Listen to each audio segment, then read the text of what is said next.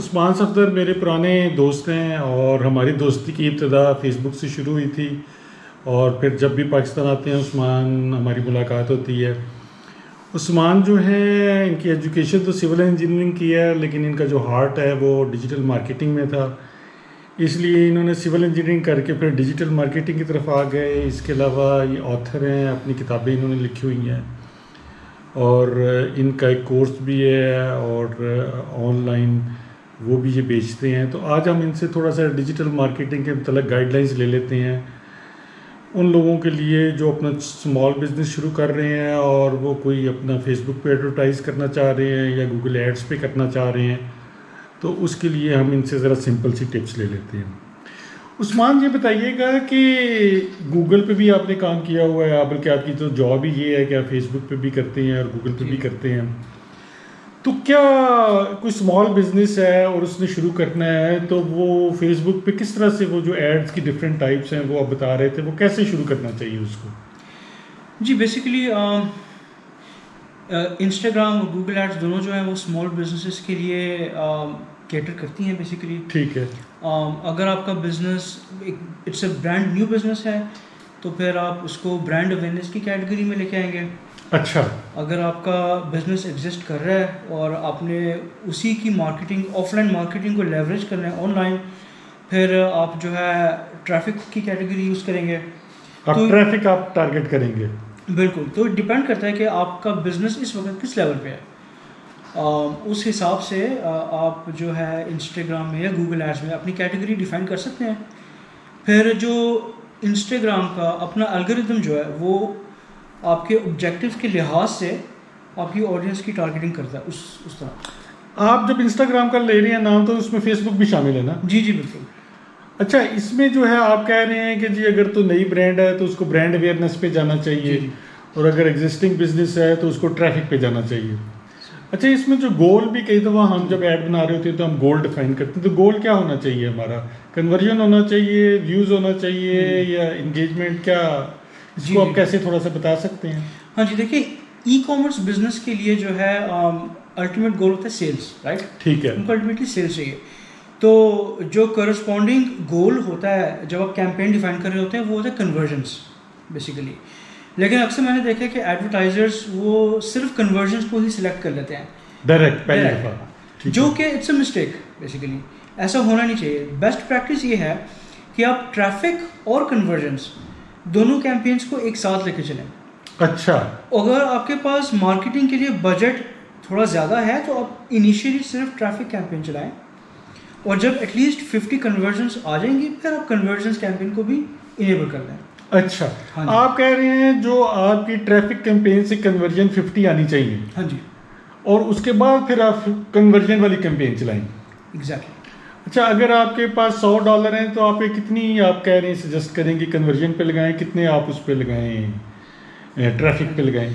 ये sir depend करता है कि आपका प्रोडक्ट कितने में सेल हो रहा है बेसिकली। अगर आप ई कॉमर्स प्रोडक्ट को ले लेते हैं, ठीक है, अगर आपका प्रोडक्ट हाई एंड प्रोडक्ट है $100 $200 तो उसके लिए मार्केटिंग बजट थोड़ा ज़्यादा होना चाहिए क्योंकि उसके बायर्स नेचुरली कम होंगे।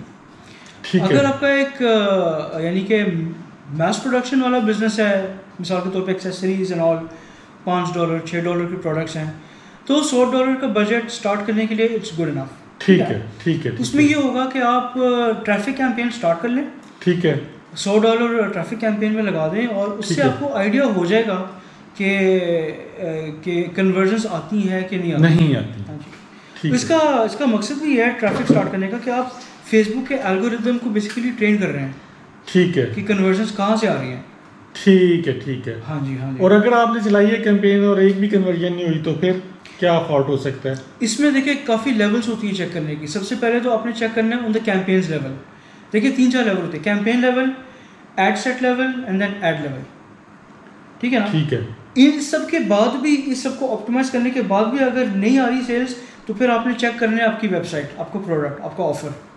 अच्छा अच्छा अच्छा। हो सकता है आपका ऑफर ही सही नहीं है। अगर आप by one get one free लगा रहे हैं और वो नहीं चल रहा तो हो सकता है कि प्रॉब्लम इस ऑफर में, by one get one free में। ठीक है। आपने ऑफर को ट्वीक करना पड़े। आपके हो सकता है आपने अपसेल नहीं डाली हुई कोई। अच्छा हो अच्छा, सकता है आप you need to add something to the funnel, आपको फनल ही ऑप्टिमाइज नहीं है। ठीक है तो ये सारा जो है इट्स इंटरलिंक्ड। ठीक है लेकिन अगर हम सिर्फ एड्स की बात करें तो सबसे पहले कैंपेन लेवल पे चेक करें क्या चीज़ फिक्स हो सकती है। ठीक है मिसाल के तौर पे चलानी आपको थी ट्रैफिक कैंपेन, आप चला रहे हैं ब्रांड अवेयरनेस, ठीक है ठीक है ना, उसको चेक करें, उसको ट्वीक करें। अच्छा, हो सकता है एड सेट लेवल पे आपने ऑडियंस टारगेटिंग की गलत की हुई है। ठीक अच्छा, है। इसमें ट्रायल एंड एरर भी बहुत होता है। अच्छा हाँ जी, स्पेशली एड सेट लेवल पे या एड ग्रुप लेवल पे, क्योंकि वहाँ पे आप अपने ऑडियंस को डिफाइन करते हैं। ठीक है हमने अक्सर देखा है कि एक हमारी ऑडियंस टारगेटिंग नहीं जब चलती, हम कुछ और ट्राई करते हैं, वो चल जाती है। सही सही। मिसाल के सही, तौर पे सही। अगर एक हाई एंड प्रोडक्ट है तो हमने देखा कि हम जब भी फ्रीक्वेंट ट्रैवलर्स को टारगेट करते हैं या मैक यूजर्स को टारगेट करते हैं तो हमारी सेल्स बढ़ जाती हैं। अच्छा, हाँ जी यानी जो एक्सपेंसिव प्रोडक्ट है वो बैग यूजर वाले ज्यादा खरीदते हैं या ट्रैवलर ज्यादा खरीदते हैं? जी जी, उसकी भी साइकोलॉजी ये है कि ये वो लोग हैं जिनके पास पैसे पैसे। हैं खर्च करने के लिए। ठीक है ठीक है ठीक है। तो फेसबुक उनको इसलिए इस तरह कैटेगराइज कर रहा है, फ्रीक्वेंट ट्रैवलर्स। गूगल पे भी यही है बेसिकली। अगर आप ऑडियंस टारगेटिंग में जाएं तो बेसिकली आप अपनी ऑडियंस का एक पर्सोना बनाएं और यू टारगेट दैट पर्सोना। जैसे कि आपका एक प्रोडक्ट है कि दैट सेल्स फॉर $500, ठीक है तो आपने टारगेट करना है वेल्थी लोगों को, राइट। तो जो वेल्थी लोगों की जो पर्सोना है वो क्या है, वो कौन से ब्रांड यूज़ करते हैं, अच्छा, वो कौन ठीक से घड़ियाँ पहनते हैं, वो कौन सा हैंडबैग, आप ये सारी चीज़ें इंटरेस्ट टारगेटिंग में लाएं।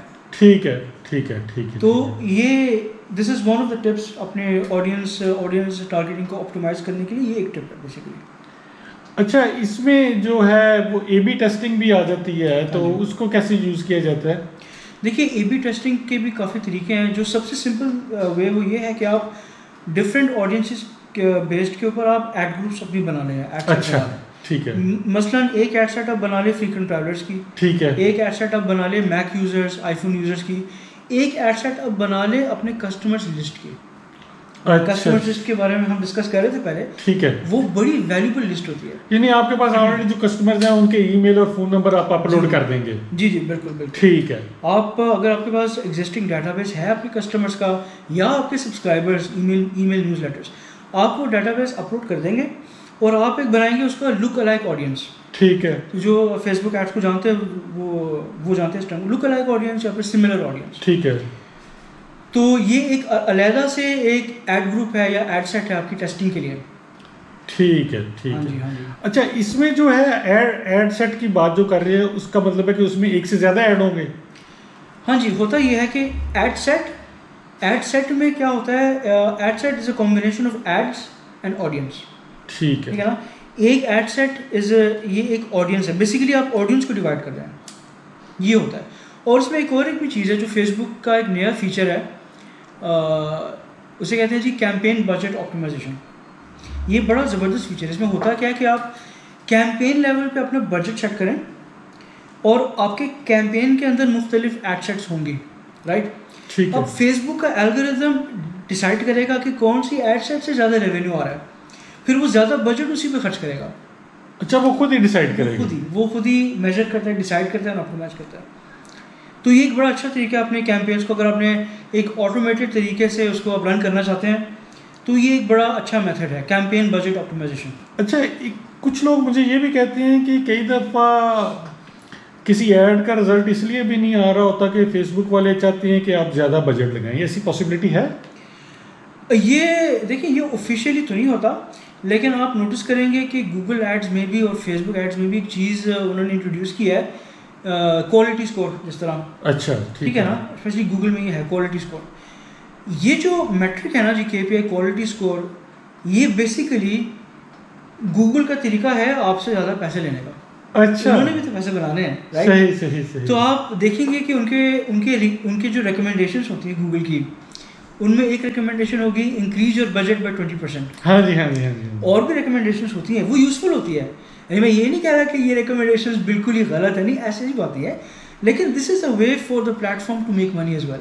ठीक है, लेकिन कई दफ़ा वो ऐसे भी करते हैं कि वो आपने जो सारा सब चीज़ें ऑप्टिमाइज की हुई हैं और उसका रिजल्ट वो आपको नहीं आ रहा, तो वो उन्होंने पीछे खुद ही कोई कुछ किया हो जिसकी वजह से ना आ रहा हो, ऐसा कोई है पॉसिबिलिटी? देखिए ये पॉसिबिलिटी तो है।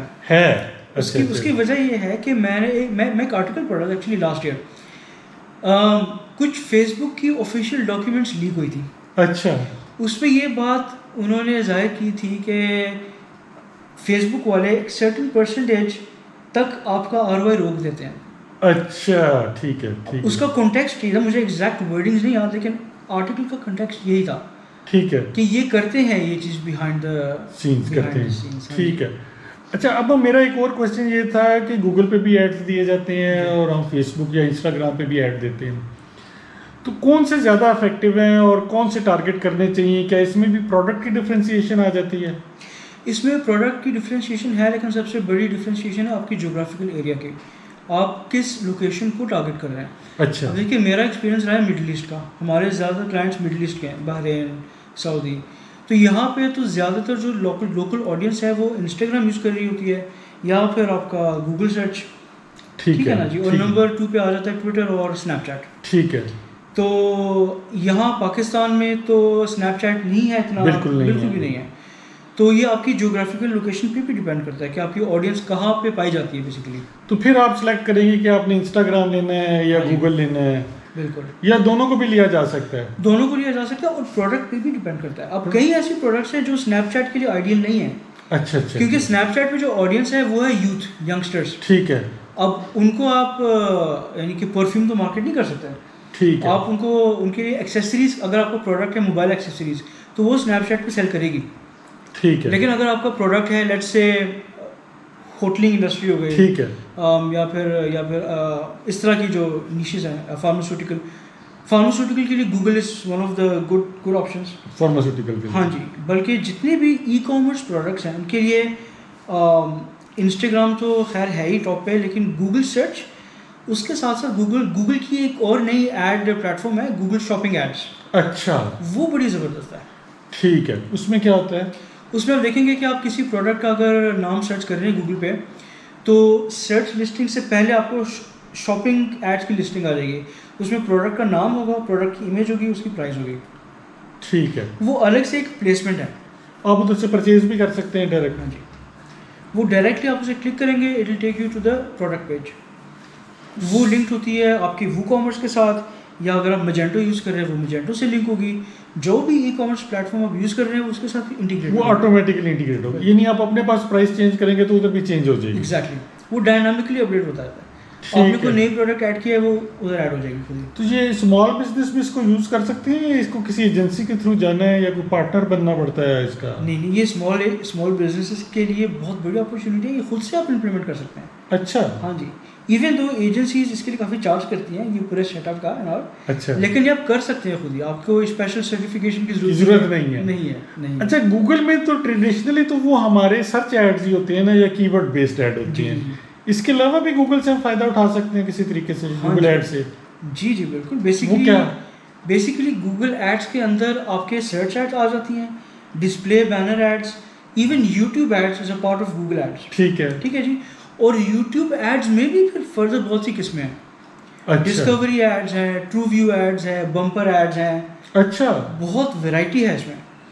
सही। और शॉपिंग एड्स भी गूगल एड्स का हिस्सा। बेसिकली अगर आपने किसी एक ट्रैफिक सोर्स को मास्टर करना है ना, मेरी सजेशन ये होगी कि आप गूगल एड्स को मास्टर करना है। अच्छा, आपको और किसी दूसरी ट्रैफिक सोर्स पे जाने की जरूरत ही नहीं है। यानी हम बजाय फेसबुक पे जाने के आपकी रिकमेंडेशन गूगल की है? बिल्कुल।